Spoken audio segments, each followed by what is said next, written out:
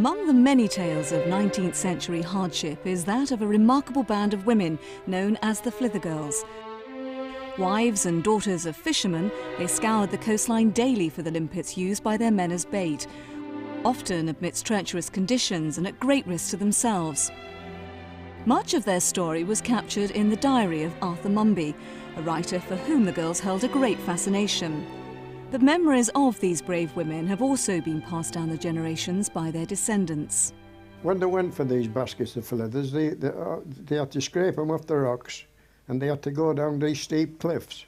And in winter time, when it was real wet and snowy, when they had to come back with the flithers, they had to wear our brothers' old boots, but they used to put heavy nails in them, so when they went down onto the rocks, they didn't slip about. When there was a little wreck down on the rocks, and they had to walk on these wrecks, up this wreck, and pull it away, because the flithers was underneath it. And they had a sharp knife with a handle all tied up with bandages, so it kept their hands, and they had old mittens with the finger ends out, and they would scrape the seaweed away off the top of the rocks, and then they would find these flithers, and then they would knock them off with a sharp knife. Maybe if there was a lot, 2 or 3 dozen, and then they would scrape them all up with their hands, with the fingers, and they put them in the basket. Using these and other memories and recreating the songs the girls sang to keep them going as they worked, this special film recaptures a snapshot of life from a bygone age. Who will play the silver whistle? Now long forgotten, the Flithergirls were once a legendary band of women who lived and survived along the Yorkshire coast. During the 19th century, in each village from Flamborough to Staithes, these women were the backbone of the fishing industry. They gathered the limpets or flithers, which were the bait for the long-line fishing, crucial to the fisherman's winter existence. Stretching from autumn till Easter, these were the cruelest months, always bitterly cold, storms and rain constantly threatening. Yet every day, without fail, often before dawn, this sisterhood of wives and daughters of fishermen set off on their toils. This incredible labour began as young as 11 years old and stretched into their bone-aching 60s.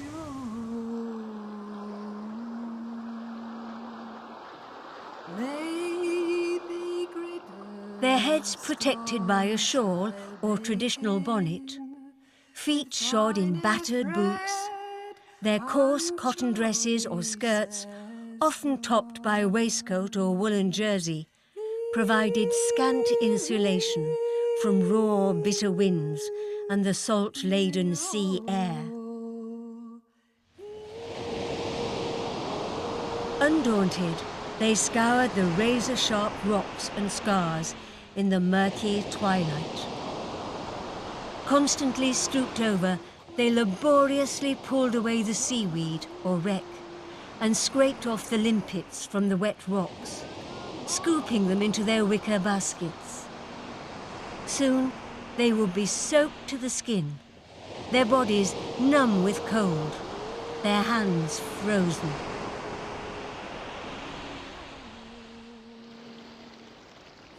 The Flithergirls gathered the limpets or flithers by sliding a sharp knife between the shellfish and rock and deftly levered the limpet from its base. Cut and lacerated fingers and hands were a perpetual hazard. Constant immersion in icy waters led to crippling arthritis in later life.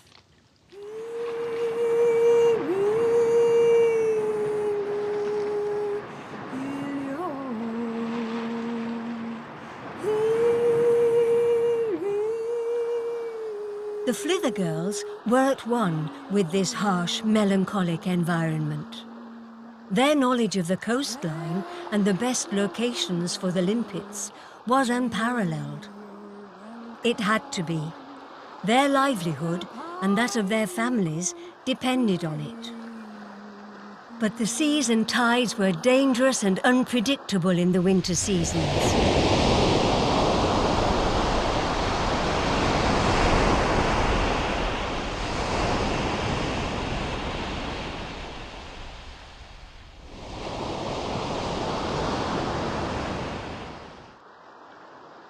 The compelling and savage beauty of the remote bays and headlands were a constant reminder of the nature of the Flithergirls' work. The shale-covered scars, or shelves of rock, were only uncovered by the receding tide, allowing the Flithergirls access to the limpets.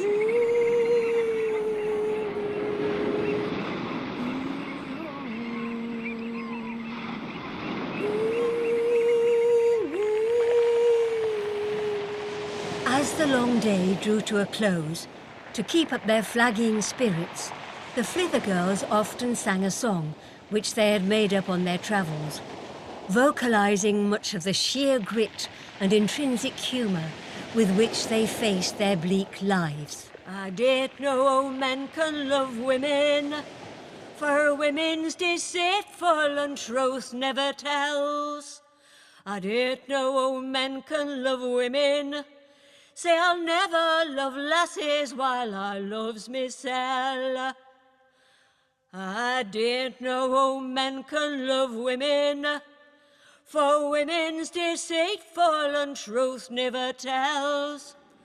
I didn't know men can love women, say I'll never love lasses while I loves mysel'. In autumn and early spring, the foreshore was often covered with a thick layer of dense seaweed. The Flithergirls called this seaweed wreck.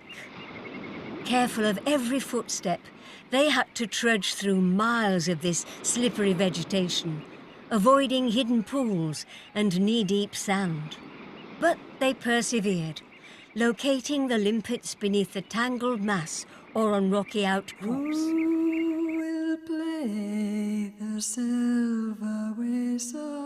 But the hazardous foreshore was not their only domain.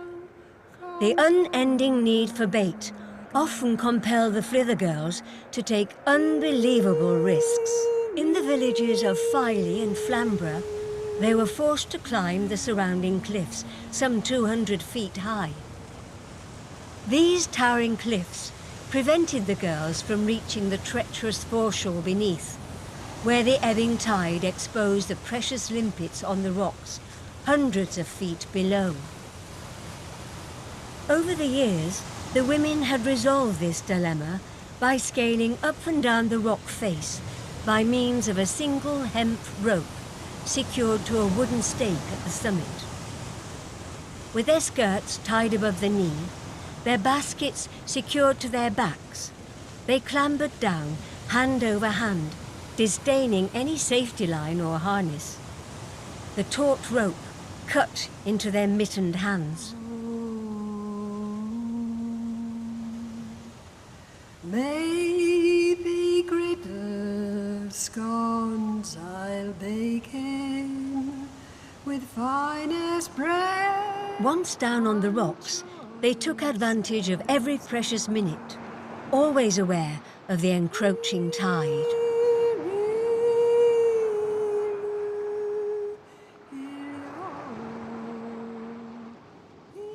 Arthur Munby, poet, social commentator and self-proclaimed gentleman, became fascinated with the Flithergirls and their working lives while holidaying in Scarborough. In his diary of 1865, he describes and draws the perilous climb of one of his favourites, Molly Nettleton. Molly, strongest and most agile climber of the group, firmly grasped the rope and stepped over the edge. Down she went, light and easy as a sailor, for 70 or 80 feet, sticking her toes into any crevice of the wall, swinging by the rope from point to point or quietly dropping hand under hand until she saw herself near the bottom.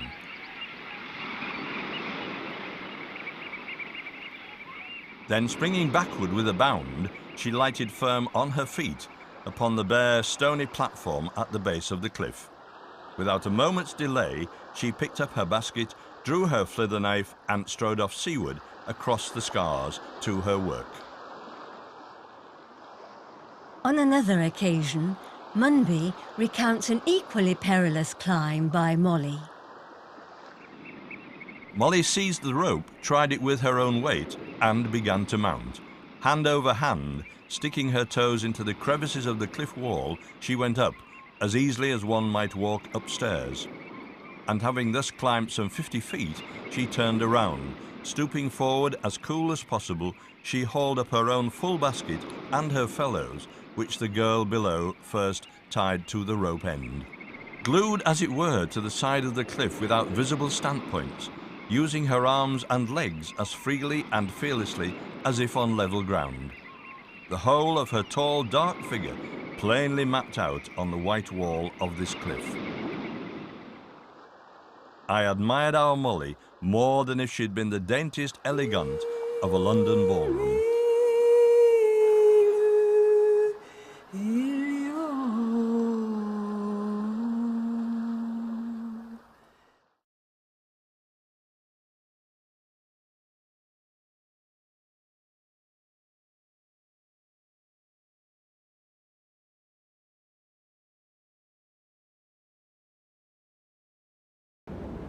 Who will play the silver whistle when my king's son comes? While to many the Flithergirls appeared raucous and coarse, their character was ultimately forged by the deprivation and hardship of their work.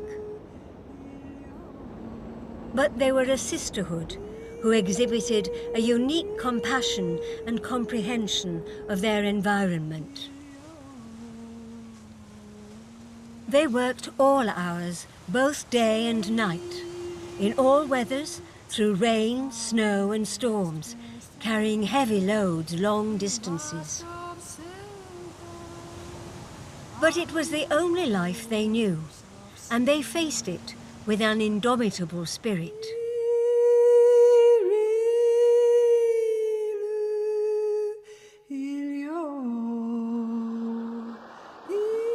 Many of the Flithergirls worked from adolescence till well into their 60s. The cumulative effects of the life they led ensured most of them were worn out by middle age. Gathering the limpets, however dangerous, was only part of the process. Once they'd returned home, the women had to clean and bait them on hooks. The limpet was removed from its shell by a short scaning knife in one swift movement. As the limpets were cut from their shells, seawater and mucus streamed out over the women's hands, infecting cuts, splitting nails and roughening the skin.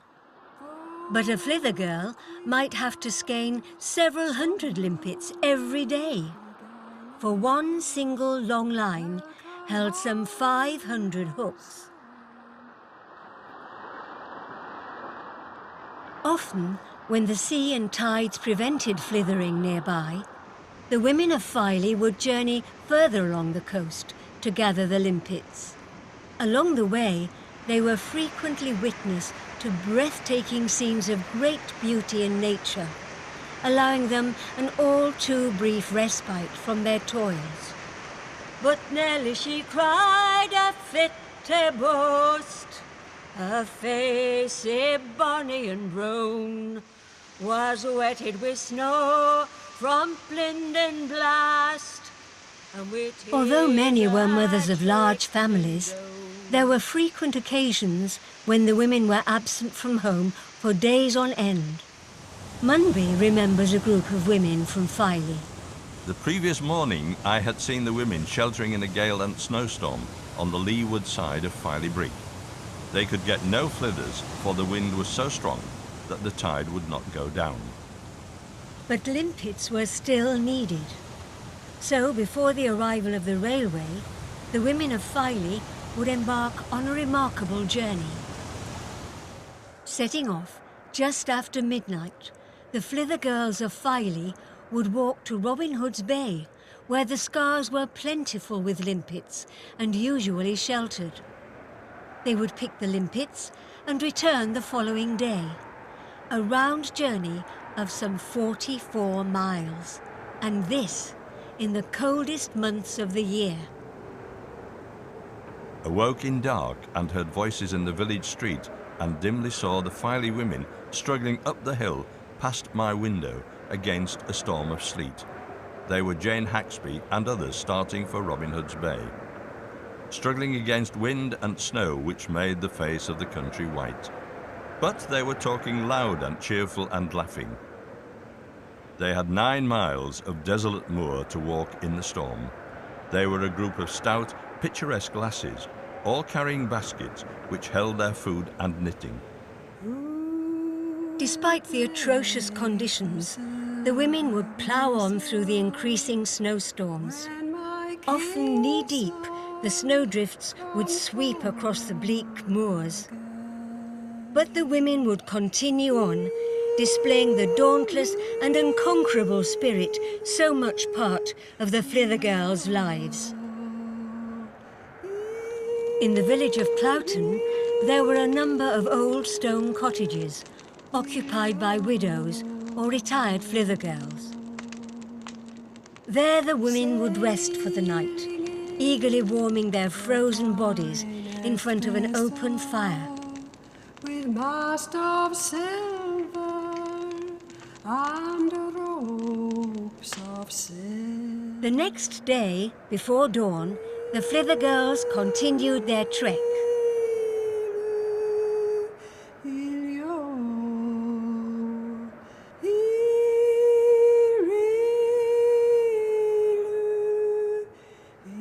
Munby records, One small lass, no more than 11 years of age, slipped and fell on her back.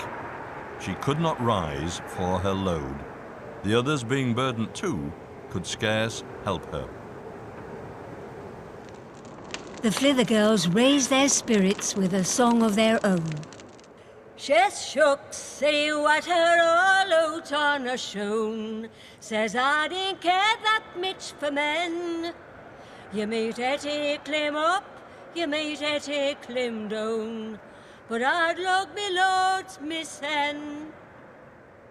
It war a long way frae Bulston Scar, it war a long way to Doon, and trod is slip as slip can be, for a lass in a clumping shoon. Oh, wet, wet was them weary sands, and sae north wind did blow, and loud and hard run yon mountain sea, and grimly flew the snow. The snowstorms could cease as abruptly as they had blown in. When the Flithergirls finally arrived at the walled promontory of Ravenscar, they felt they had achieved some sort of sanctuary. Here they gained a brief reprieve from the winds and snow. They were reaching the end of their trek, just one final push, for Robin Hood's Bay was visible in the distance. Who will play the silver whistle when my king's son? But even as they reached the bay, the Flithergirls realized that their labors had just begun. With the journey back uppermost in their minds, they set to work as if in a trance, scouring the rocks for the vital limpets, as they'd done 1,000 times before. For they were part of a unique culture, existing and surviving in a unique environment that was almost part of them. Yet it was an environment that threatened their very existence every day of their lives. Even in Victorian England, the Flithergirls were an anachronism. As they laboured amongst the remote, windswept scars, the outside world intruded, reminding them that they were a breed apart. They were a well-dressed mob who looked astounded at the strange dress and stalwart forms of the barbarian fisher girls. They stared and stared, knowing nothing of the snow, the tempest, the waters they had just gone through. From the carriage window, I could still see, among the miscellaneous ordinary throng, those fine, seafaring women, to me, far nobler and more interesting than anyone there. In the days of our grandparents, times were very hard. They went to sea and sometimes they didn't earn anything at all. But the Flithergirls, which were the wives and daughters of the fishermen, they had the hard life. They used to go to places like Robin Hood's Bay and probably on bad weather days, but sometimes they didn't. They went closer at hand to Cristhorpe Bay, down Casti Hill, which is a terrible place to go, and bring the flithers up that hill. And it was a very, very hard job. And then when they got home, they had to start doing the work, the housework, get a meal ready for the man when they came ashore. And when they came ashore, of course, they were really pampered. Sat down in the chair, took his sea boots off, took his boot stockings off, bowl of warm water and washed his feet, and then brought his dinner to him. On his knee, he didn't move because he was the breadwinner, but it was the women behind the men. If they hadn't had these women, they wouldn't have been able to go to sea. And this is why the Flithergirls never got any recognition at all. They were just forgotten people. They were there to do the job, and that's what they did. But a terrible time for them and everybody else, but they accepted it. They didn't know anything else. And if they wanted anything or a living to get, they knew they had to do their bit. The Flithergirls. Once, the Flithergirls were a sisterhood that stretched from Flamborough in the south as far as Staithes in the north, literally prizing a living from this hard, melancholy, yet beautiful coastline. They were an integral part of the fishing industry, but their contribution went largely unheralded. Now they are gone, but their life force endures amongst the people, the fishing villages, and the very landscape of the Yorkshire coast. Will play the